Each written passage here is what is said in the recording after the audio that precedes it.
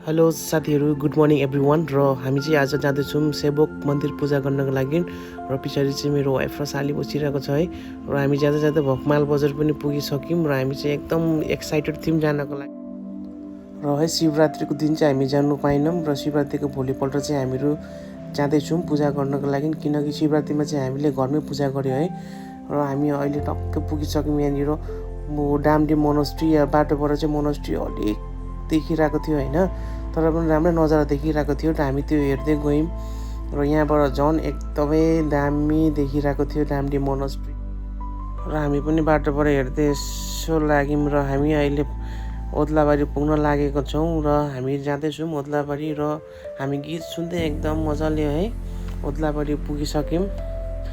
र ओद्लाबारी जस्तो पुगेको त यहाँ हेरेको त बाटोमा झन्डै झन्डा। र यहाँनिर पनि श्याम मन्दिरको ओपनिङ भइरहेको छ ओद्लाबारीमा है। र तपाईँहरू पनि आउनुहोस्, यो मन्दिरमा चाहिँ एकदमै दामी छ जग्गा है। तपाईँहरू आएर पूजा गर्न सक्नुहुनेछ यहाँनिर। र हामीलाई त साह्रै मन पऱ्यो र मैले भित्रको चाहिँ भिडियो गर्न पाइनँ, मान्छे पुरै भिड थियो है। र पुलिसहरू पनि पुरै थियो ओपनिङ भएकोले गर्दाखेरि। र ओद्लाबारीमा चाहिँ हामी अब फ्युल अफ गर्न लागि है तेल हाल्नको लागि गयौँ। र हामीले तेल हाल्यौँ र हामीले पेट्रोल पम्पमा डिजल पनि हाल्दैछौँ। र तेल हालिसकेर हामी अब चाहिँ निस्किन आँटेको सेवकतर्फ र जाँदैछौँ हामी है। र हाम्रो चाहिँ एकदमै भाकालै थियो हामी जान्छौँ भनेर। हामीले पहिलादेखि नै मनले सोचेको थियौँ दुईजना भेटेपछि चाहिँ हामी जानेछौँ सेवक मन्दिर पूजा गर्न भनेर। र हामी अब सेवकमा चाहिँ हेर्नुहोस् तपाईँहरू पनि यहाँनिर मङ्की बाबाहरूलाई। र हामी चाहिँ अब कोरोनेसन ब्रिज पुगिसकेका छौँ। र यहाँनिर मङ्की बाबाहरू एकदम ब्रिजमाथि बसिरहेको छ है। यता पनि कस्तो अब र हेर्नुहोस् बिहान बिहानै एकदम है सेवक ब्रिजको नजाराहरू एकदम दामी चिसो हावा आइरहेको थियो यहाँनिर चाहिँ है। र यहाँनिर मान्छेको पनि भिडै थियो। र हामी चाहिँ अहिले फाइनली पुगिसकेको छौँ मन्दिरको बाहिर र हामी दर्शन गर्दैछौँ। हेर्नुहोस् मेरो वाइफलाई कति खुसी छ र म पनि एकदम साह्रै एक्साइटेड। र यहाँनिर चाहिँ हामीले पूजाको सामानहरू लिएर चाहिँ अब हामी लाग्नेछौँ मन्दिरतर्फ भित्र र पूजा गर्नेछौँ। र हामी चाहिँ सिँढीमा चढ्दै एकदमै एक्साइटेड। अब चाहिँ भित्र हामी पुगिसकेका छौँ मन्दिरमा र भिडियो गर्दै जाँदैछौँ। तपाईँहरू पनि आउनुहोस् पूजा गर्नुहोस् एकदम। र यहाँ चाहिँ भित्रको नजारा हो। र किनकि मलाई चाहिँ मेन मन्दिरको चाहिँ भिडियो गर्नु दिएन है। र त्यहाँनिर एकदमै लेखिरहेको थियो भिडियो गर्न पाइँदैन भनेर। तर पनि हामीले लुकीछिपी यहाँनिर शिवलिङ्गमा पानी चढाउँदै जल चढाउँदै है यो चाहिँ लुकीछिपी गर्नु लगाएँ भिडियो। र तपाईँहरूलाई कस्तो लाग्छ हाम्रो भिडियोहरू है, लाइक कमेन्ट सेयरहरू गर्नु चाहिँ नबिर्सिनु होला है त। हामी चाहिँ शिवलिङ्गमा पूजा गर्दैछौँ है। र हाम्रो चाहिँ एकदमै भाकाले थियो एकदम। हामी चाहिँ राम्रोसँग पूजा गरेर मैले गरिसकेँ।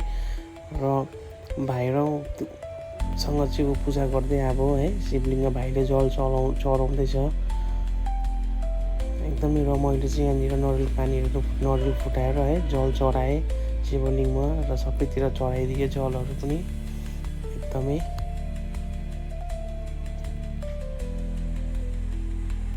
र धुपकाठीहरू पनि बालेर पूजा गर्दै हामीहरू फाइनली पूजा गरिसक्यौँ। र हामी चाहिँ अब तल लाग्दैछौँ।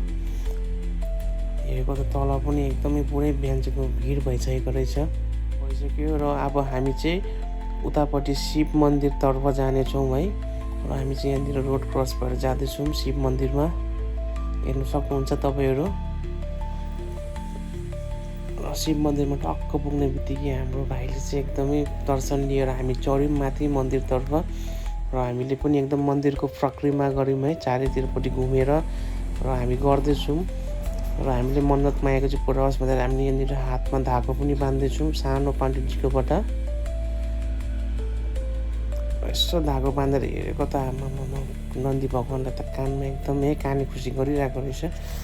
र मागेको इच्छाहरू चाहिँ पुरा हुन्छ भनेर है। र मैले पनि यसो गएर कानमा चाहिँ एकदमै नन्दी महाराजलाई चाहिँ एकदमै मैले पनि काने खुसी गर्न थालेँ है। र काने खुसी गर्दा गर्दा निकै पनि गरिसकेको छु काने खुसी। र मागेको चाहिँ पुरा होस् है भगवान् भनेर। र टक्कै फेरि हामी निस्क्यौँ। अब चाहिँ हाम्रो फाइनली पूजा सम्पन्न भइसक्यो र हामी जाँदैछौँ अब घरतर्फ। र ओके बाई। कस्तो हुनुहुन्छ भिडियो लाइक सब्सक्राइब गर्न नबिर्सिनु होला।